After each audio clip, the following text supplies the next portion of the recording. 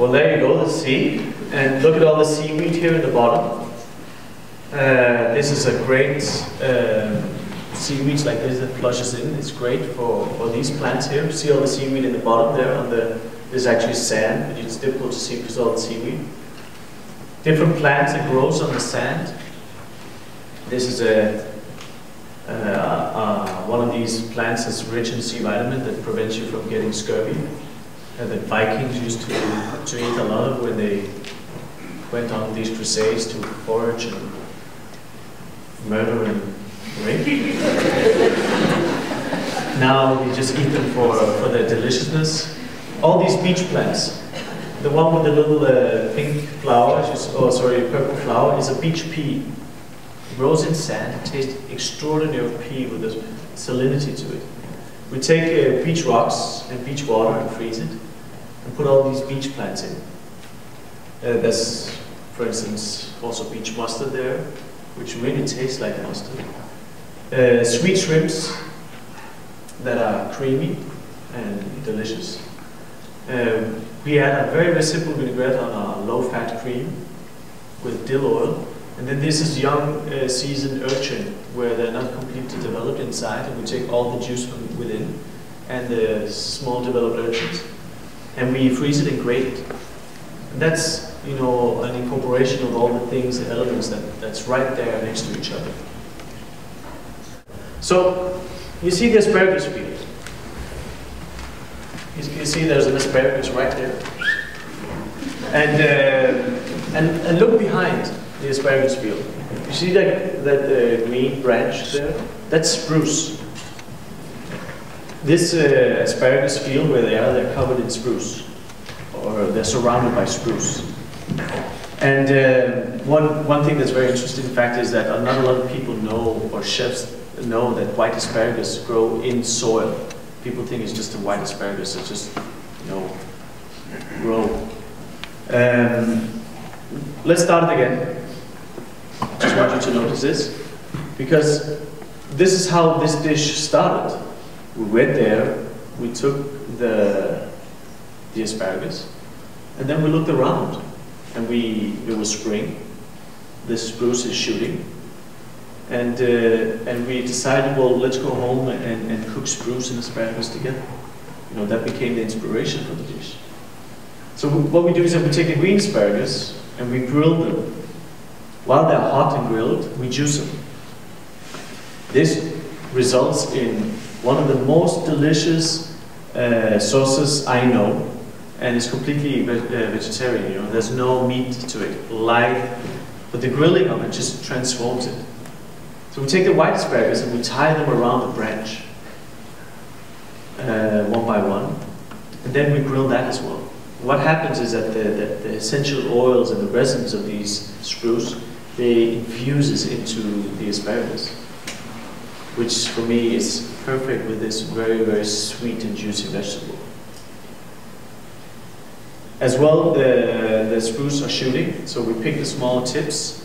I saw this first time when in the forest. I saw all the animals eating these as candy, so I tasted it myself. You see the small tips are there in the front. They're so delicious and tender and just utterly great to eat. The asparagus sauce, and then just a little bit of whipped cream. And that again for me is a perfect example of you know, it's right there. The inspiration is right there next to each other. You just have to open your eyes and see it. You don't have to search that far, in fact. Let's see the last one. This one is steamed oyster. I've chosen these 5 dishes. They're not in the book. These are new dishes. And I've also chosen to kind of make the example of this way of thinking. Of course, that's not what we do always, but this is a very good way of looking at things. Look at all the seaweed there, and all these sea plant becomes, you know, lives of the nourishment of them. These are the beach peas. This is cabbage that grows in sand. Can you stop here 1 second? This one is another turning point of Noma, where I thought yet again that we're onto something, that we've been You know, in our region, we've been stupid for so many years, we haven't even noticed what we had around us. It looks like chives. David Chang was there last year from Momofuku, and he said it looks like grass. You know, for me, it's a perfect, you can see there, it's over there. It looks like a little grassy chive thing.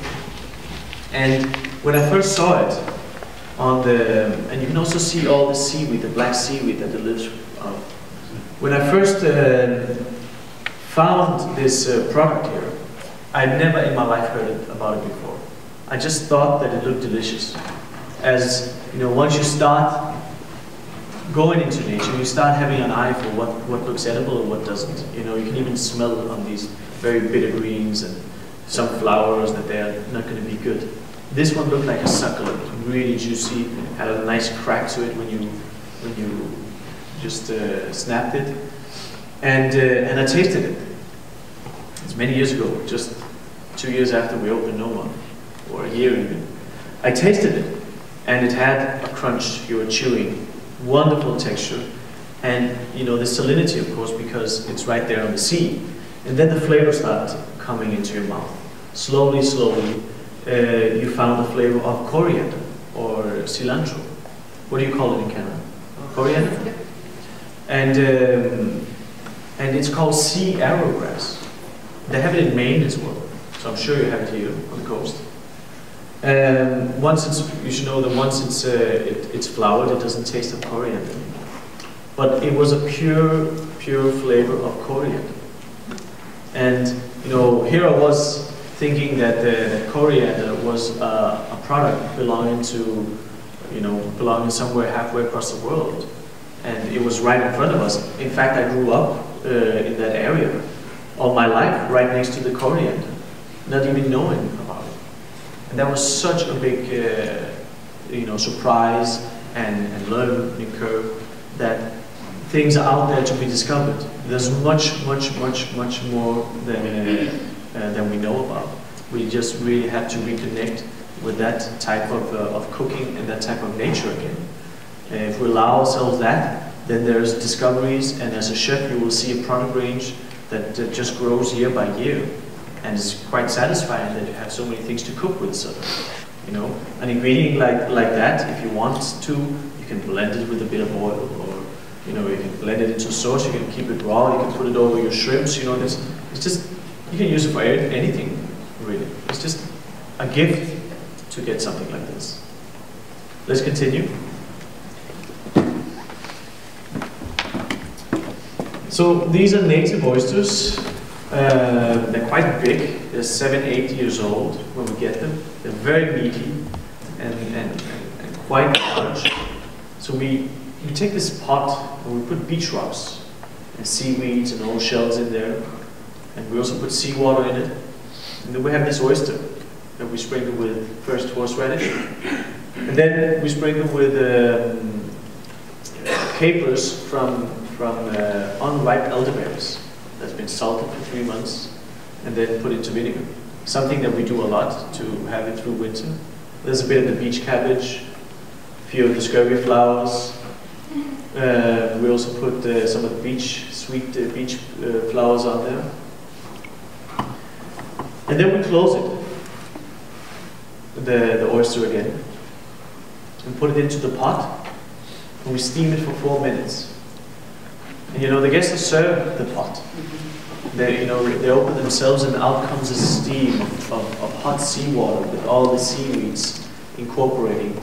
And you simply just took the oyster and steamed it in the sea somehow. And it's so effectful, and it makes so much sense, because an oyster is supposedly, you know, the essence of the sea. And by surrounding with that, you enhance that flavor and makes it more than it ever dreamt of being.